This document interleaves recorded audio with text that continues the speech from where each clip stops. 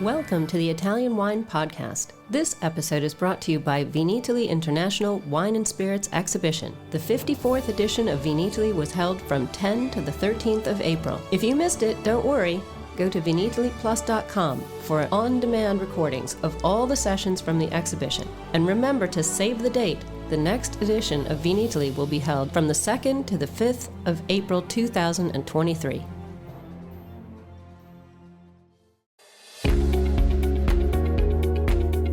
Italian Wine Podcast, a Wine2Wine Business Forum 2021 media partner, is proud to present a series of sessions highlighting the key themes and ideas from the two-day event held on October the 18th and 19th, 2021. This hybrid edition of the Business Forum was jam-packed with the most informed speakers discussing some of the hottest topics in the wine industry today. For more information, please visit wine2wine.net and tune in every Thursday at 2 p.m. Central European Time for more episodes recorded during this latest edition of Wine2Wine Business Forum.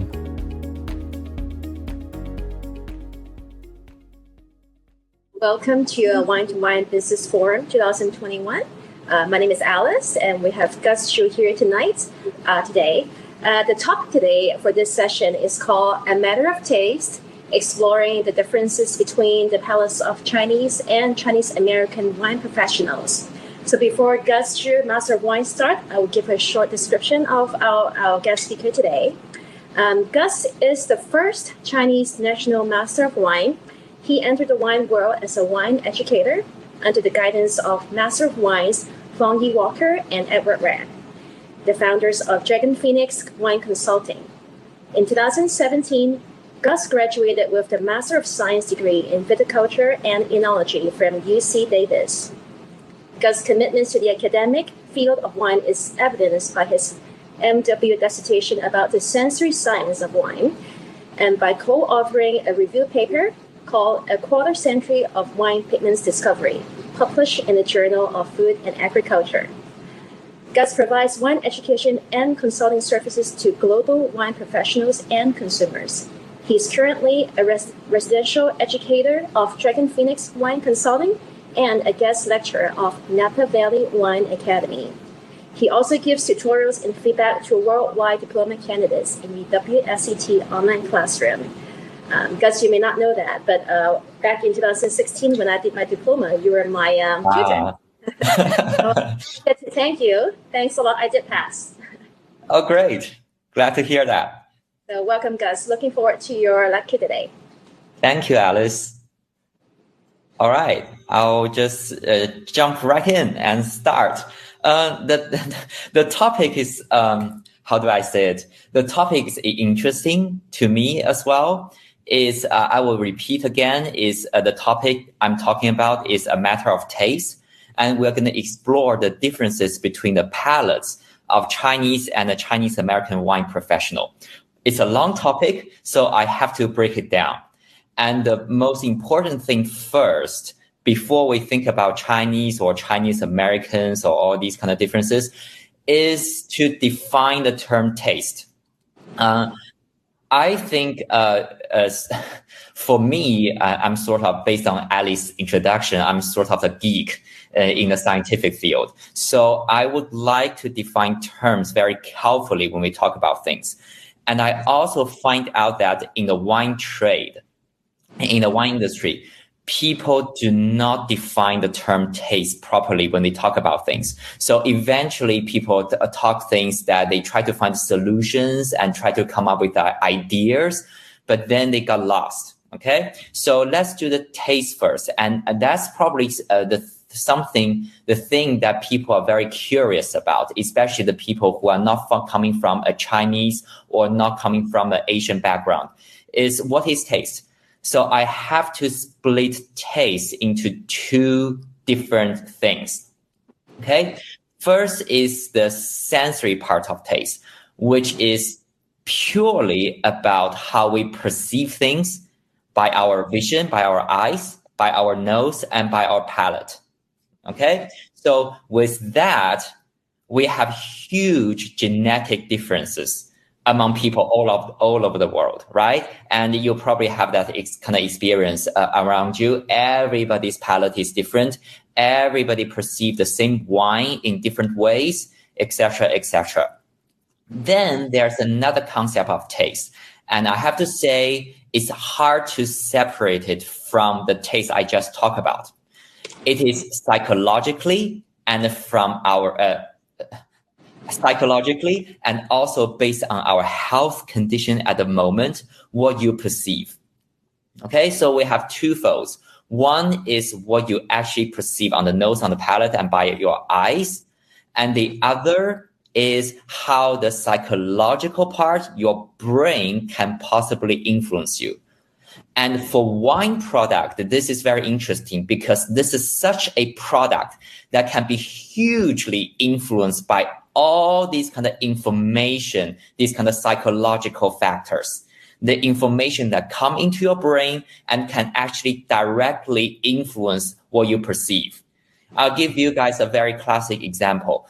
Some people run studies where they just use black glasses, use the glasses where that if you put the wines in the glasses, you cannot actually see the color of the wine, right? And then they ask people just to smell the wine and tell people whether it's a white wine or red wine or rosé wine or sparkling or etc.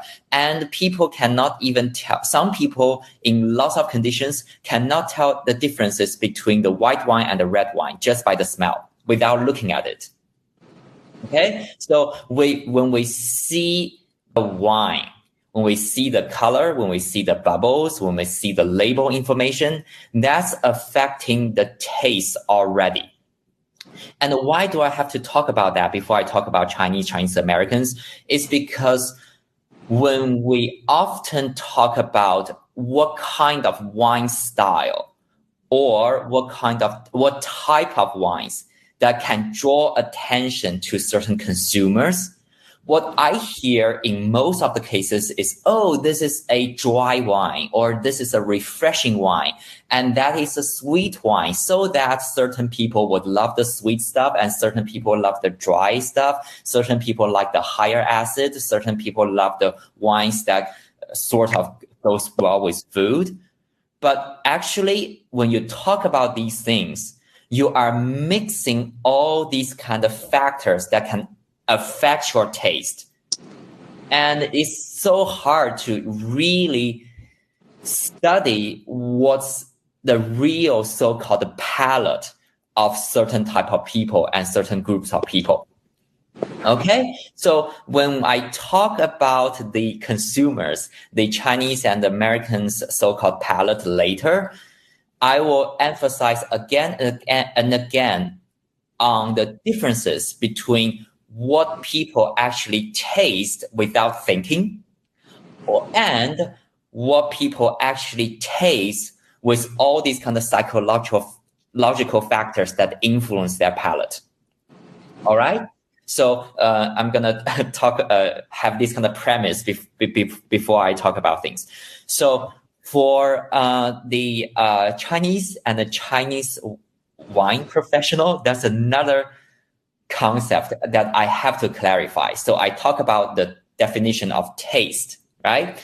Now I talk about the so-called Chinese and Chinese American wine professionals. Yes, I did live in both cultures. I am from China. I lived in China for many years. In the sort of past 5 years, I lived in the States, and now I come back to China. So I observe lots of different people, the Chinese over here and the Chinese American who live in the States. So there are differences, but we have to define them. Because the first thing I have to say is Chinese, you cannot generalize Chinese people, okay? When some people see me and talk with me, and when they see some other Chinese people, we are completely different. Every single province in China, every city in China, the the cultures are different. And also, if you look at, like, just say some people say, oh, what is Chinese food taste like, and what Chinese people perceive the Chinese food? Well, and if you really know about Chinese food, okay, not those kind of those kind of very Western view of the Chinese food. The local Chinese food, we have so many different dishes. And from each province and from each city, maybe there are larger group of people who will be drawn, their palate will be drawn to the type of food that they like and they get used to because they grew up with those kind of food. And they grew up eating and drinking those kind of things. So they are used to it. Okay, I'll give you examples. For example, from in Shanghai, okay, in the first tier city, Shanghai, in these kind of cities, in Shanghai, people tend to get used to those kind of sweet food with some sweet taste, because that's the way they make a lot of Shanghai cuisines. Okay. And in Chengdu, in that city, people probably get more used to the spicy type of food. But be careful about spicy food. I'm going to talk about that later. Spicy food has tons of different types. And maybe for Sichuan people, it's more about those kind of salty, savory, plus spicy, chili spice kind of food. And even with a bit of Sichuan pepper, those kind of numbing spicy food. Okay? And people may get used to that. And in certain provinces like Shanxi province, they use lots of black vinegar over there. So people are probably getting used to those kind of more sour or acid taste. All right. So there are these kind of huge diversity for people within a city from different cities. I'm not even mentioning the differences between people within a city. Right? So you need to think about that. And also back to wine. I just mentioned in Shanxi province, people may get used to this kind of vinegar-based food. But be careful. If you give a lot of Chinese people who has never tasted wine in their life, and when they taste the wine, they will just say, oh my God, this wine could be so acidic. But then you look at what they're eating, especially for certain Shanxi people. They are eating all the dishes with tons of vinegar. Okay? So they can tolerate, or they probably love sour food. But the sour tastes are based on vinegar, not based on the tartaric acid dominant wine product.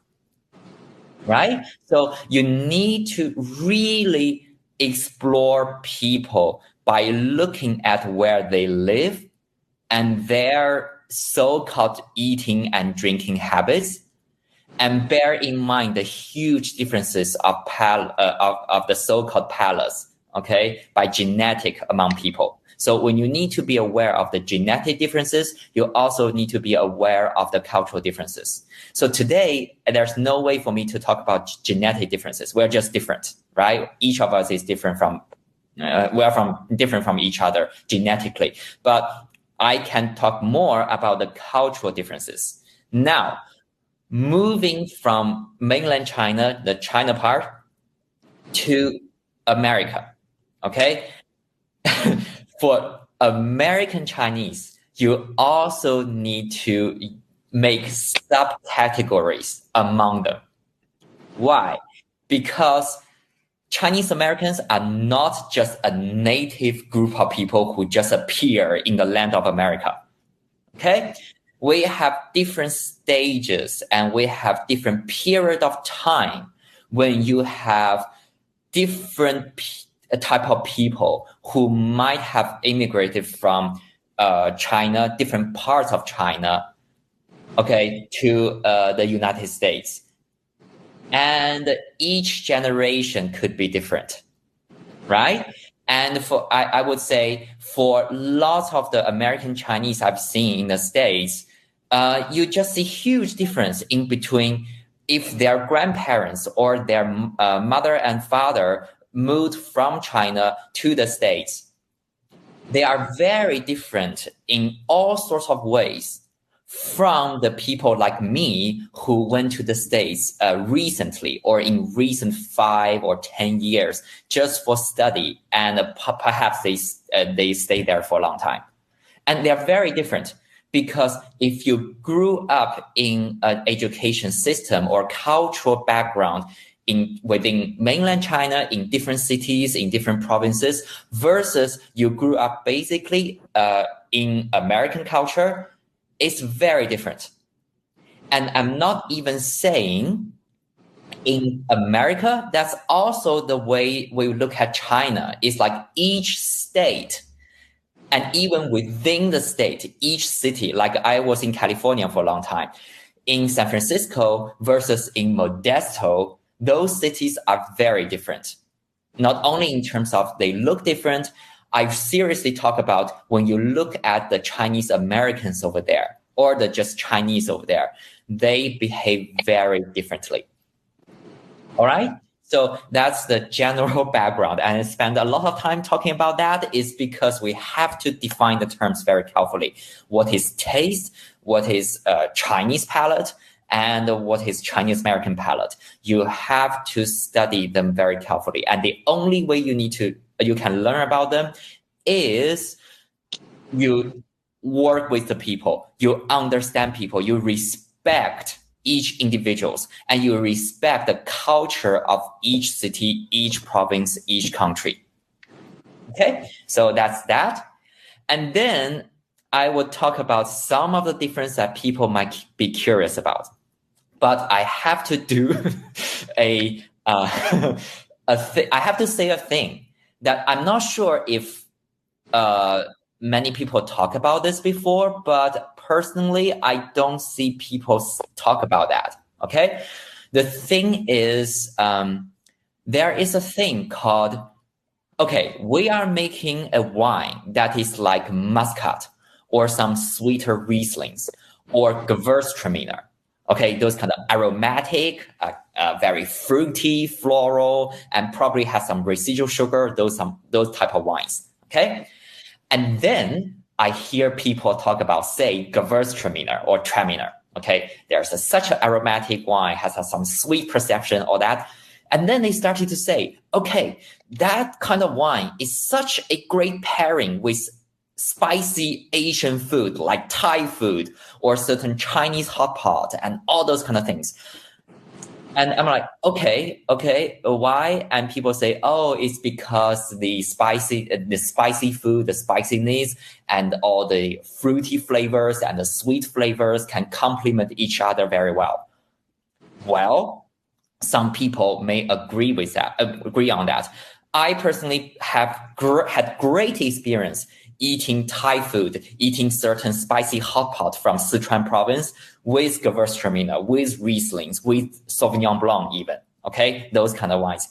But never ever imagine all of a sudden, one day, all Chinese and all Chinese Americans, all those kind of Asian themed restaurants started to buy all your Gewürztraminer. They start to buy all your Rieslings. They start to buy all your Sauvignon Blancs. That will never happen. Why? Because most people don't even drink wine as their daily drink in China and for most Chinese Americans. All right? So when I talk about the palate here, I'm talking about the culture and I'm talking about the market. Is that when you look at the palate, when Gewürztraminer and spicy food pair with together, no, it's not about that if you really want to sell wine or produce wine. You are looking purely at the market.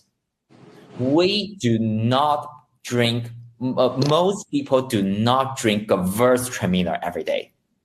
Most people, even they eat a lot of spicy hot pot in China, in certain provinces, they would bring beer, they would ask for water, they would bring Coca-Cola, they would do all these other drinks other than Riesling and Gewürztraminer. Okay, so when you ever want to use those kind of food and so-called palate matching, flavor matching thing, imagine Chinese people, Chinese Americans would pair these things and they would do that as a daily habit. Don't. Okay, unless you are such a marketing genius and you can just push the whole wave of this kind of Asian spicy food paired with Riesling campaign all over the world. Well, I don't even think Riesling sell that well all over the world as compared to Chardonnay, right? So that is a thing that I have to say about these things is that when you look at the palate, you do not just look at the flavor matching side. Okay, so that's the thing. So that's a similarity, I have to say, is that most Chinese and most Chinese Americans would not just say, okay, it's a Sunday, it's a Saturday or it's a Sunday, let's go out and eat at a restaurant. Okay, let's do Thai food and let's pair with Gewürztraminer. Okay, I don't see those kind of people. All right, so that's a thing. For differences, I have to go back. Differences between the palate of Chinese and Chinese Americans. I need to go back and talk about let's just say currently. Okay, where I'm not talking about like in the past, let's say 30 or 40 years ago, how my parents would perceive wine. That's a complete different topic. It's a fascinating topic, but it takes a long time.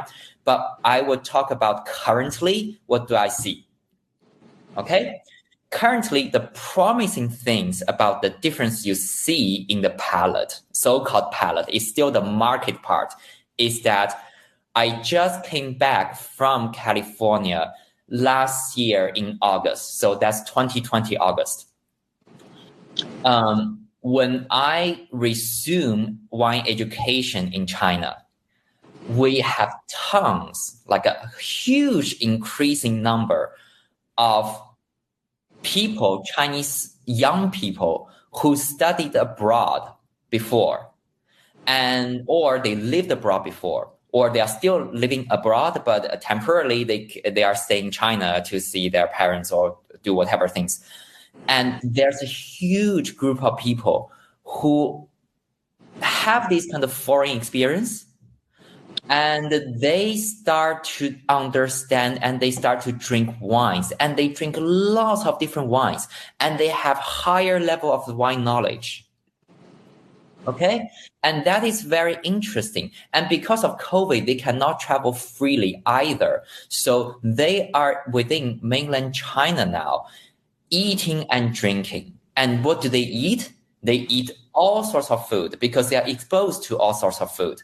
Chinese food, of course, if you live abroad for a long while and in the city, in a place where there are not lots of authentic Chinese food, you would eat a lot of Chinese food over here from different places you would like, and you eat them, and they drink a lot of different wines with the food, or they just drink wines in their daily life as their own lifestyle. And for those people, I have to emphasize again, are mostly those people who either have high level of education, and mostly they have studied abroad or they live abroad or something like that. They are the type of Chinese who can actually develop a lifestyle habit of drinking wine. And there's still very small percentage of people, young people like them living in China at the moment, but the numbers are increasing. And that is the exciting part, although it's a small part of the market, but it's the most exciting part because really people really do drink wine for their lifestyle. Okay? And for Chinese Americans who live there, if they are like second or third generation of American, they probably already got integrated into the American way of drinking. That's easy to explain. But for the people who are still currently staying there, studying there, right? but they grew up in China, but currently live and study in America in different places.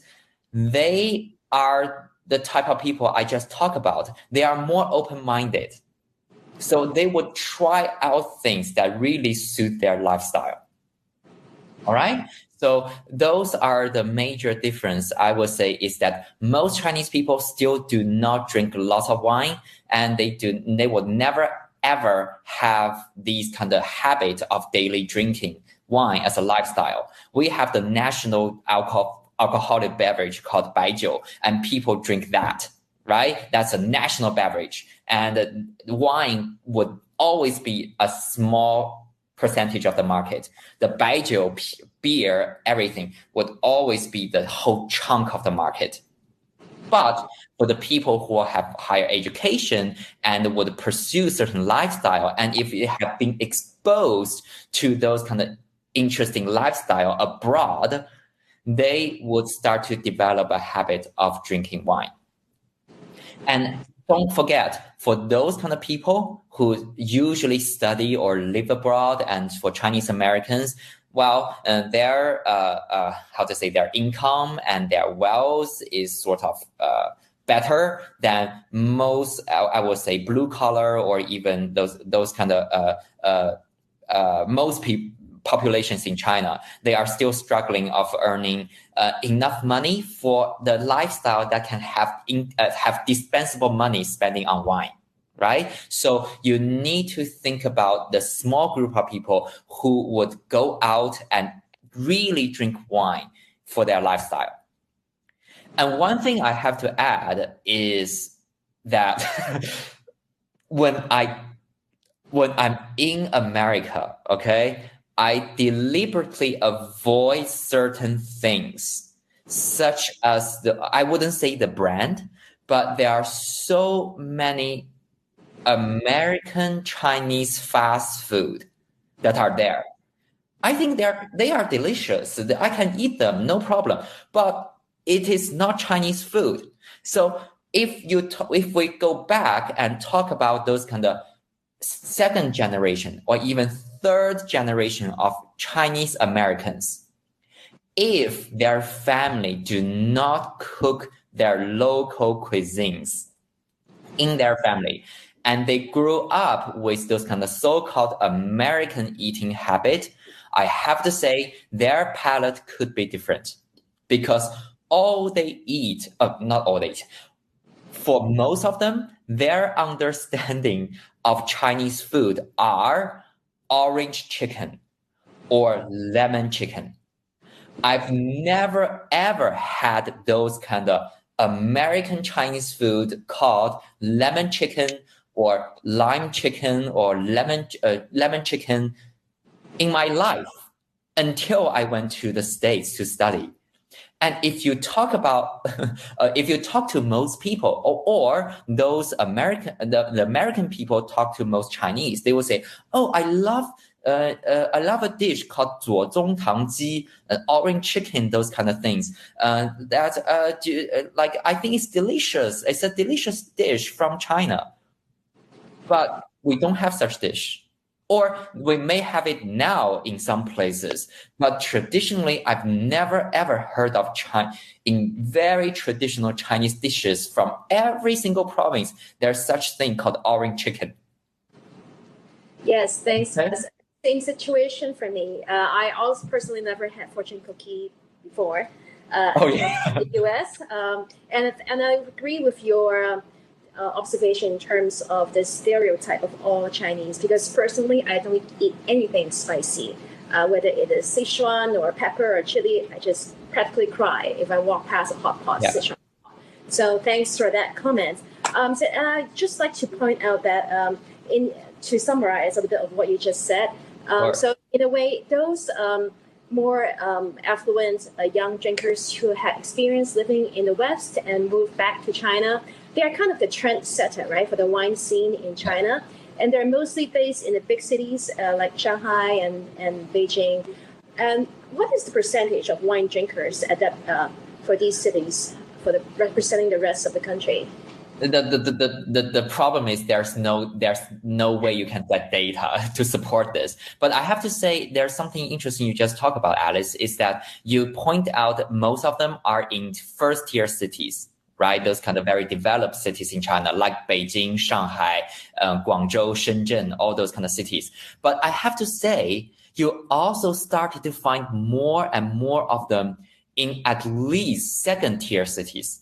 Like my hometown is Nanjing, the other Jing, as opposed to Beijing, right? Nanjing and Chengdu. Chengdu is a very obvious example of there is a great drinking culture developing in Chengdu, not only drinking Chinese baijiu, but they also started to drink wine, a foreign product, because that's lifestyle. I was just back from Chengdu. They just opened a natural wine bar, and it's not natural wine bar, natural wine restaurant, okay, featuring great food and some great natural wines.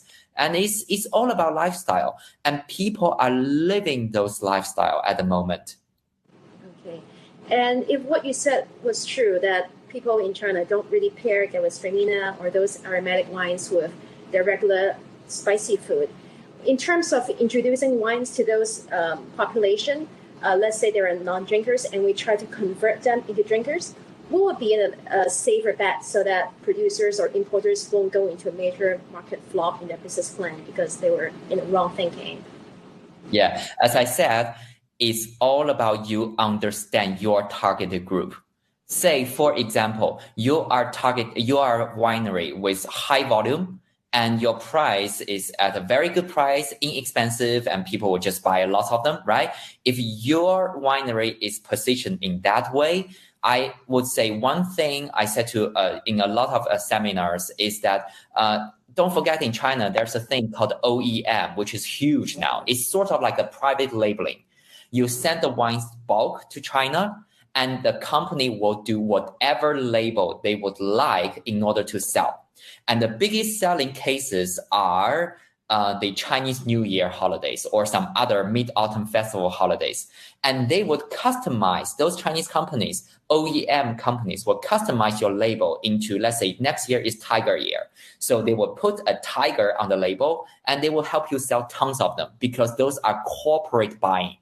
And they just want the volume. They just want to buy cases of wines to send them as gifts to corporate people. But if you are targeting the people that I just talked about, you have to remember, you have to be small and your product had to be sort of premium, but not have to be ultra premium, but you sort of have the certain quality level, right? And then you would understand what those people are thinking about. I have to say, those people, lots of them have lots of wine knowledge now. So you can actually sell those kind of terroir concept or regional concept or great varieties, or even this type of food may pair well with certain food. Okay, to those people with knowledge. And when those people who are seriously drinking wine and digging into wine, you can sell in those kind of ways by selling the style, by selling the quality. But you have to do research first. Those people are not easy to find unless you have a great partner in China or company in China who already have those kind of clients and understand those people, and they can help you sell. Okay. Of course, there are other type of consumers, but I cannot just describe them one by one. But I believe the following seminars will talk to some other speakers will talk about these. Yeah, it can be indeed challenging. I was going to say, in terms of research, if we could all travel now, then we would come to China and stay there for a few months and try the food and do our own pairing. But we can't travel there. That would be the challenge. Now, you mentioned baijiu. What do you think about fortified wines? Not that it is close to the same alcohol level, but in terms of the impression of the sensory taste, that it is a little bit more alcoholic, but also have that savory tang, salty tang, that might link closer to the Chinese palate of what they're affectionate with baijiu. What do you think about that fortified wine?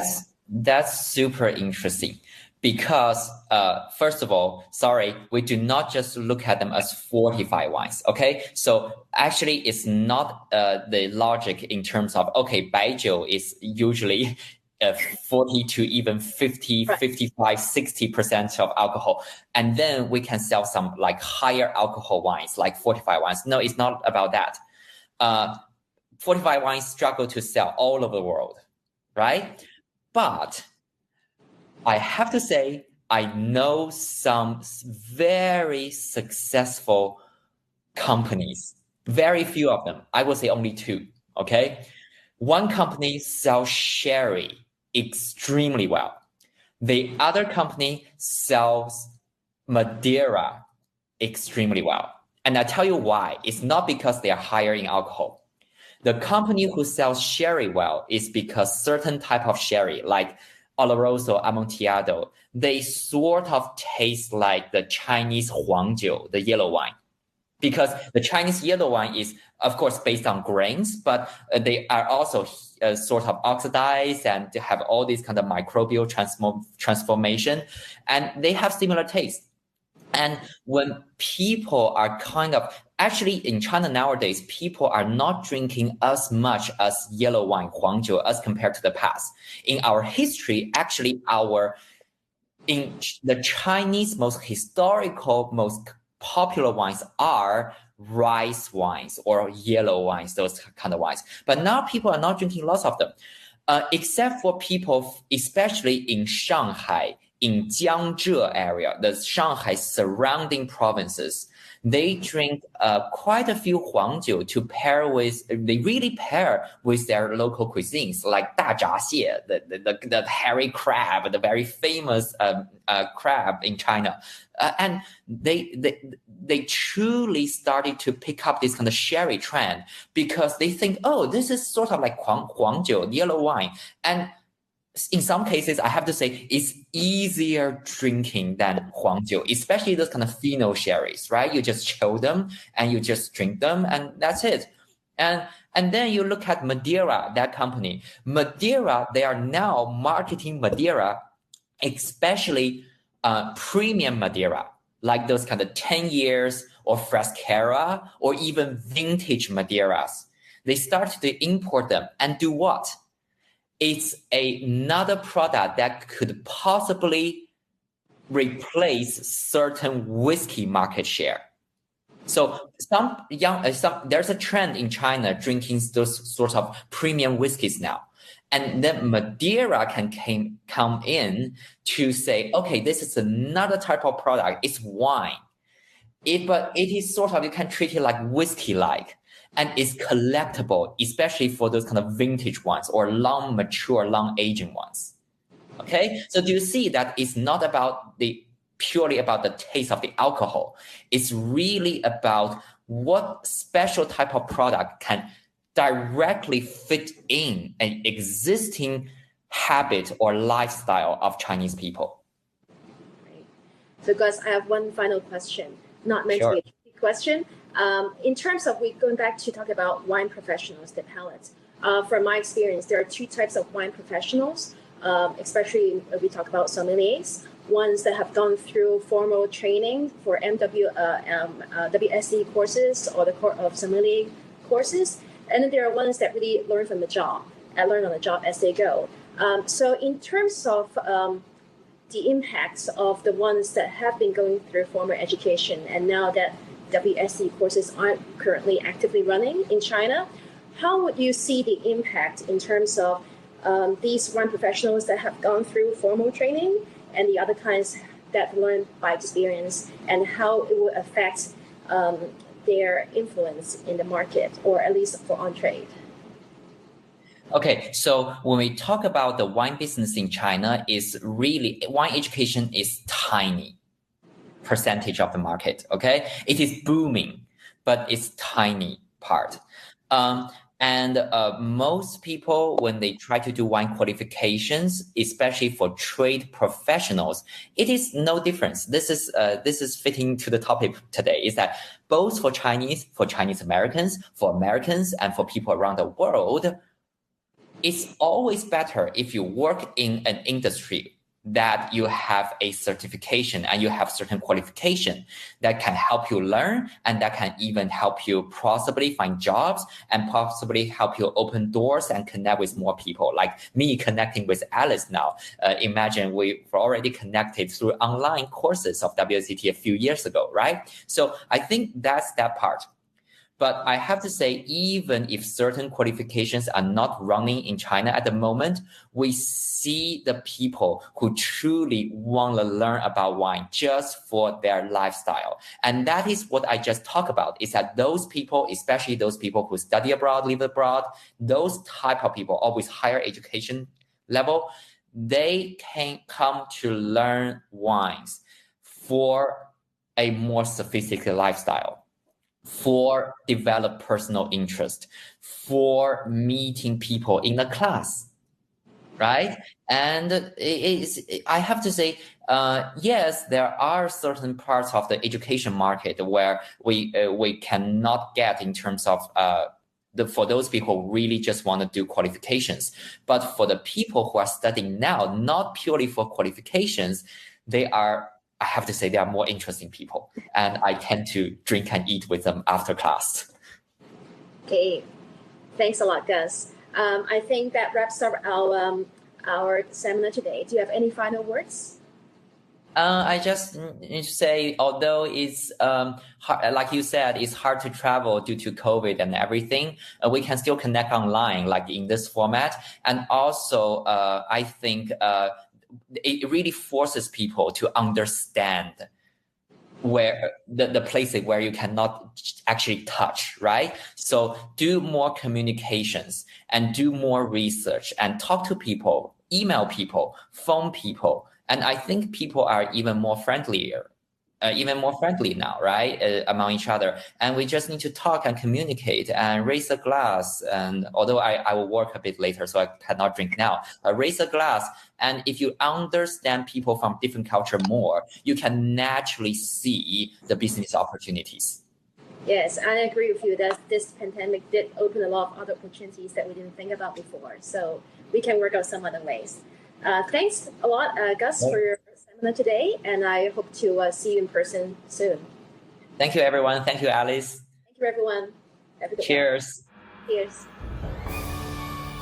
Thanks for listening to this episode of the Italian Wine Podcast, brought to you by Vinitaly International Wine and Spirits Exhibition, the biggest drinks trade fair in the world.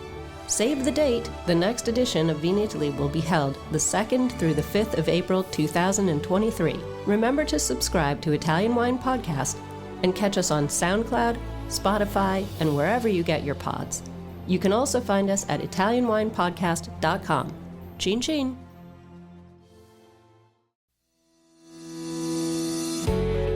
Hi guys, I'm Joy Livingston and I am the producer of the Italian Wine Podcast. Thank you for listening. We are the only wine podcast that has been doing a daily show since the pandemic began. This is a labor of love and we are committed to bringing you free content every day. Of course, this takes time and effort, not to mention the cost of equipment, production, and editing. We would be grateful for your donations, suggestions, requests, and ideas. For more information on how to get in touch, go to ItalianWinePodcast.com.